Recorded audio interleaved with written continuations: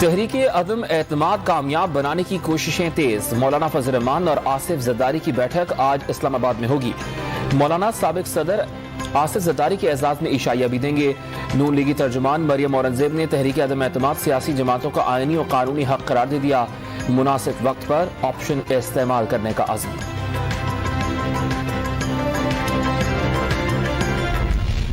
ساری دنیا میں لوگ اکٹھے ہوتے ہیں کرپشن کے خلاف، یہ واحد تحریک ہے کہ سارے کرپٹ لوگ اکٹھے ہو گئے ایک ایماندار آدمی کے خلاف، تو ہمیں انشاءاللہ تعالیٰ کوئی گھبرانے کی ضرورت نہیں ہے۔ سارے چور ایک شخص کے خلاف اکٹھے ہو گئے، لوگ انہیں پہچان چکے۔ 55 بار ناکام رہنے والی اپوزیشن 56ویں بار بھی ناکام ہو گئی۔ وفاقی وزیر توانائی حماد اظہر کا دعویٰ، شاہ محمود قریشی نے مجوزہ تحریک عدم اعتماد اپوزیشن کی جانب سے سودے بازی کرنے کی ایک اور کوشش قرار دے دی۔ ملک کا بیڑا غرق کرنے والے پھر تیتر بٹیر کا ناشتہ کر رہے ہیں، وزیر مملکت فاروق حبیب کا وار۔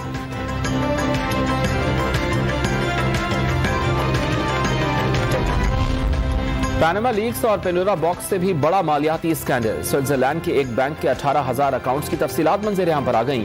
منشیات اور انسانی اسمگلرز، منی لانڈرنگ اور کرپشن میں ملوث سیاستدانوں کے اکاؤنٹس کی تفصیلات منظر عام پر آ گئیں۔ Organized crime and corruption reporting project نامی تنظیم نے میڈیا کے 47 اداروں کے ساتھ مل کر اکاؤنٹس کا کھوج لگایا۔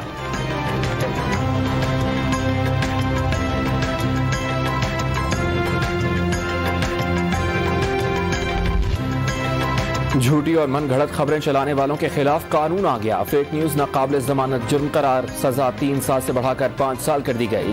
صدر مملکت نے الیکشن ایکٹ کے ترمیمی آرڈیننس پر بھی دستخط کر دیے۔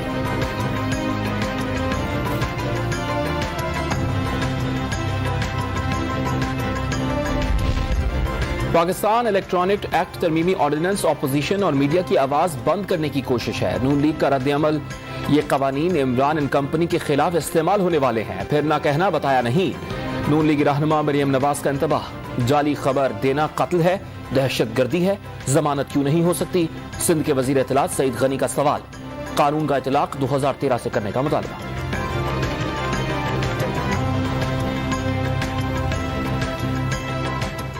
2011 سے 12 سے 13 سے اس کو نافذ کر دیں، اور جن لوگوں نے جھوٹی خبریں پھیلائی ہیں، سوشل میڈیا کو مس یوز کیا ہے، لوگوں کی عزتیں پامال کی ہیں، ان سب کو سزائیں دے دیں گے۔ میڈیا جوائنٹ ایکشن کمیٹی نے پیکا قوانین میں ترمیم کو مسترد کر دیا۔ میڈیا اور آزادی اظہار رائے پر پابندی کے خلاف قانونی چارہ جوئی کا بھی اعلان۔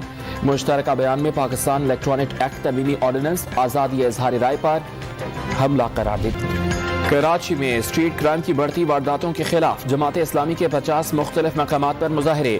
حافظ نعیم الرحمان نے سندھ حکومت کو وارداتوں کا ذمہ دار قرار دے دیا۔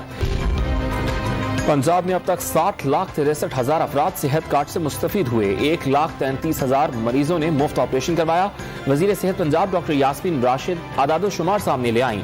صحت کارڈ پر اپوزیشن کی تنقید سمجھ سے بالا قرار دے دی۔ صوبے بھر میں اسپتالوں کا جال بچھانے کا عزم، محکمہ صحت نے جلد 25,000 نئی نوکریوں کی نوید بھی سنا دی۔